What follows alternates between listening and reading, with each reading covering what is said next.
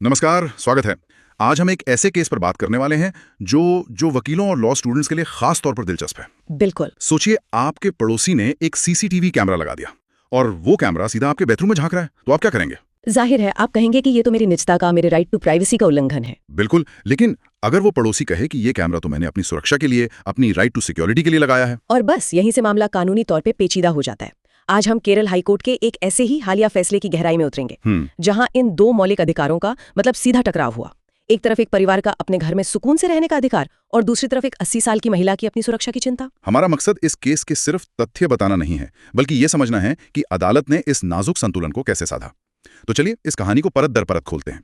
शुरुआत कहाँ से हुई? तो कहानी कुछ यूं है कि एक पति पत्नी ने अपने पड़ोसियों के खिलाफ कोर्ट में याचिका दायर की। अच्छा। शिकायत ये थी कि इन लोगों ने अपने घर के बाहर एक सीसीटीवी कैमरा लगा रखा है और उसका एंगल ऐसा है कि वो सीधा याचिकाकर्ताओं के घर के अंदर उनके ड्राइंग कम डाइनिंग रूम और यहाँ तक कि बेडरूम तक की तस्वीरें लेता है। यानी प्राइवेसी पर सीधा हमला। याचिकाकर्ताओं का कहना था कि ये तो सरासर जासूसी है। बिल्कुल, घर में उनकी बेटी है, बहू है, एक 4 साल का पोता भी है। किसी के लिए भी ये बहुत असहज करने वाली स्थिति होगी। एकदम। उनकी दलील साफ थी, भारतीय संविधान का अनुच्छेद 21 हमें निजता का अधिकार देता है और ये कैमरा उस अधिकार का खुला उल्लंघन है। और उन्होंने अपनी बात को मजबूत करने के लिए कुछ सबूत भी दिए होंगे। हाँ, अपनी बात को वजन देने के लिए उन्होंने कोर्ट के सामने एक पुराने फैसले का जिक्र भी किया। कौन सा फैसला? ये था एग्नेस माइकल बनाम चेरनलोर ग्राम पंचायत का मामला। उस केस में कोर्ट ने साफ कहा था कि आप सीसीटीवी की आड़ में अपने पड़ोसियों की जिंदगी में तांग झांक नहीं कर सकते। इसके अलावा उन्होंने सबूत के तौर पर कुछ तस्वीरें भी पेश की, ये दिखाने के लिए कि कैमरे का व्यू असल में उनके घर के अंदर तक आता है। तो याचिकाकर्ता की दलील तो सीधी और मजबूत लगती है, मेरे घर में कैमरा क्यों? जी। लेकिन जैसा कि ऐसे मामलों में अक्सर होता है, सिक्के का दूसरा पहलू भी होता है। और वही दूसरा पहलू इस कहानी को पूरी तरह से पलट देता है। तो प्रतिवादियों का यानी दूसरे पक्ष का क्या कहना था? और यहीं पर यह केस एक आम पड़ोसियों के झगड़े से कहीं ज्यादा गहरा हो जाता है। दूसरे पक्ष ने बताया कि ये कैमरा लगाया ही क्यों गया। उन्होंने कहा कि रिस्पोंडेंट नंबर 5 यानी उनकी मुख्य प्रतिवादी एक 80 साल की महिला है जो उस घर में अकेली रहती हैं। एक अकेली बुजुर्ग महिला, ये अपने आप में सुरक्षा की चिंता को जायज ठहराता है। जी, लेकिन कहानी में एक और बड़ा मोड़ था। अच्छा। उस 80 वर्षीय महिला ने याचिकाकर्ता नंबर 1 यानी उस पति के खिलाफ पहले से ही एक क्रिमिनल केस दर्ज करवाया हुआ था। ओह, ये जानकारी तो पूरे केस का मतलब रुख ही बदल देती है। अब ये सिर्फ दो पड़ोसियों का झगड़ा नहीं रहा। नहीं, बल्कि एक पीड़ित और एक आरोपी के बीच का टकराव बन गया है। आरोप क्या थे? आरोप बेहद गंभीर थे। बलात्कार का प्रयास यानी अटेम्प्ट रेप और आईपीसी की कई धाराओं के तहत दूसरे अपराध। बाप रे। प्रतिवादियों ने कोर्ट को बताया कि याचिकाकर्ता उन्हें लगातार धमका रहा था, अश्लील इशारे करता था और उन्हें बहुत असुरक्षित महसूस कराता था। उनका कहना था कि ये कैमरा जासूसी के लिए नहीं बल्कि अपनी जान और इज्जत बचाने के लिए लगाया गया है, आत्मरक्षा में। बिल्कुल। तो अब तस्वीर पूरी तरह साफ है। एक तरफ एक परिवार है जो अपनी प्राइवेसी की दलील दे रहा है, दूसरी तरफ एक अकेली 80 साल की महिला है जो पहले से ही एक गंभीर अपराध की शिकायत करता है और अपनी सुरक्षा के लिए डरी हुई है। अदालत के लिए ये एक बहुत मुश्किल फैसला रहा होगा। दो मौलिक अधिकारों के बीच ये सीधी टक्कर थी। बिल्कुल, और अदालत ने इस दुविधा को समझा। उन्होंने सबसे पहले सुप्रीम कोर्ट के उस ऐतिहासिक फैसले का जिक्र किया जिसे हर लॉ स्टूडेंट जानता है। केएस पुट्टास्वामी। सही, केएस पुट्टास्वामी बनाम भारत संघ। इसी केस ने निजता को एक मौलिक अधिकार का दर्जा दिया था। तो कोर्ट ने ये तो माना कि याचिकाकर्ताओं की प्राइवेसी की चिंता जायज है। लेकिन इसमें एक लेकिन जरूर होगा, क्योंकि कोई भी मौलिक अधिकार असीमित नहीं होता है ना। आपने सही पकड़ा। कोर्ट ने कहा कि निजता का अधिकार निरपेक्ष या एब्सोल्यूट नहीं है।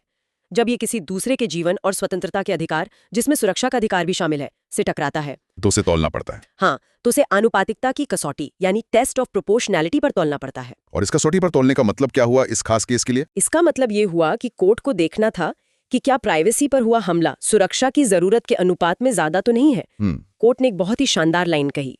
एक व्यक्ति की निजता का अधिकार और दूसरे व्यक्ति के जीवन के अधिकार का तत्व जो कि सुरक्षा का अधिकार है, जब वे एक दूसरे के साथ टकराव में हो तो उन्हें नाजुक ढंग से संतुलित किया जाना चाहिए। नाजुक ढंग से संतुलित करना। तो इस संतुलन को साधते हुए कोर्ट किस नतीजे पर पहुंचा? कैमरा हटाने का आदेश दिया या नहीं? नहीं, कोर्ट ने प्रतिवादियों की दलील को ज्यादा वजन दिया। उन्होंने माना कि कैमरा लगाने के पीछे एक ठोस और जायज वजह थी, यानी वो आपराधिक मामला और उस महिला की सुरक्षा। सही। कोर्ट ने कहा कि याचिकाकर्ता सिर्फ एक आशंका जता रहे हैं, वो ये स्थापित नहीं कर पाए कि कैमरे से सच में उनकी जासूसी हो रही है। स्थापित नहीं कर पाए, ये बहुत महत्वपूर्ण शब्द हैं।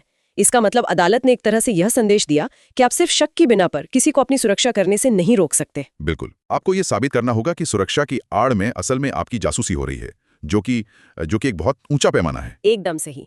अदालत का मानना था कि जब तक जासूसी का एक एस्टैब्लिश्ड केस न हो, तब तक किसी के सुरक्षा के अधिकार को कम नहीं किया जा सकता। सिर्फ ये कह देना कि कैमरा हमारे घर की तरफ है काफी नहीं है। और इसीलिए याचिका खारिज कर दी गई। हाँ, कोर्ट ने याचिका में कोई दम नहीं पाया और उसे खारिज कर दिया। तो इस पूरी चर्चा से जो एक बड़ी बात निकल कर आई है वो ये है कि हमारे अधिकार एक दूसरे से जुड़े हुए हैं और कभी कभी टकराते भी हैं। और जब ऐसा होता है तो अदालतें तथ्यों और परिस्थितियों को देखकर तय करती हैं कि किस अधिकार को प्राथमिकता दी जाए। यहाँ एक स्थापित खतरे के सामने निजता की एक संभावित आशंका को कम वजन दिया गया। और अगर हम इसे एक कदम और आगे ले जाकर देखें तो ये फैसला कई बड़े सवाल खड़े करता है। ये सिर्फ केरल का मामला नहीं है। नहीं, ये तो हर जगह हो रहा है। बिल्कुल, पूरे भारत में आरडब्ल्यूए और सोसाइटियों में सीसीटीवी को लेकर ऐसे विवाद आम होते जा रहे हैं। ये केस एक तरह का टेम्पलेट बन सकता है कि कैसे व्यक्तिगत सुरक्षा और सामुदायिक निगरानी के बीच की रेखा खींची जाए। एक सवाल मेरे मन में आ रहा है। मान लीजिए कि वो आपराधिक मामला होता ही नहीं। अच्छा सवाल है। अगर ये सिर्फ दो आम पड़ोसियों का झगड़ा होता तब क्या कोर्ट का फैसला यही होता? ये बहुत अच्छा सवाल है और मेरा मानना है कि तब शायद फैसला कुछ और होता।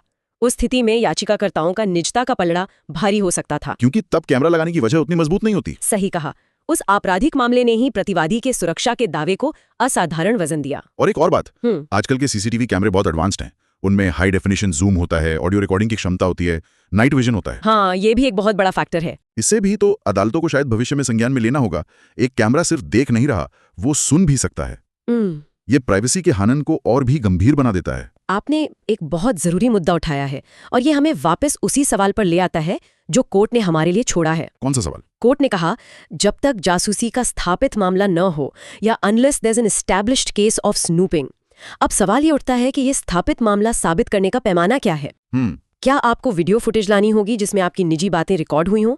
सबूत का बोझ किस पर होगा और उसे कितना मजबूत होना चाहिए? ये वाकई एक विचार करने वाला बिंदु है। खासतौर पर हमारे जो श्रोता कानून के क्षेत्र से हैं, उनके लिए ये एक बड़ी बहस का मुद्दा है। बिल्कुल। तकनीक के इस दौर में जहां हर कोने में कैमरे हैं, ये सवाल और भी प्रासंगिक हो जाता है। हम चाहेंगे कि जो लोग कानून की प्रैक्टिस कर रहे हैं या पढ़ रहे हैं, वो इस पर अपनी राय हमें जरूर बताएं। आपके हिसाब से इस एस्टैब्लिश्ड केस का मायार क्या होना चाहिए? ये एक ऐसी बहस है जिसे आगे बढ़ाने की जरूरत है, क्योंकि ये फैसला भविष्य में इस तरह के हजारों मामलों के लिए एक नजीर का काम करेगा। ये तय करेगा कि हमारे घरों की चारदीवारी कितनी महफूज हैं और हमारी सुरक्षा की सीमाएं क्या हैं। बिल्कुल। इस चर्चा को अपने दोस्तों और सहकर्मियों के साथ साझा करें, खासकर उनके साथ जो कानून के क्षेत्र में हैं, ताकि इस महत्वपूर्ण विषय पर एक स्वस्थ बहस हो सके। अगली बार फिर मिलेंगे एक और ऐसे ही दिलचस्प मामले की गहराई में उतरने के लिए।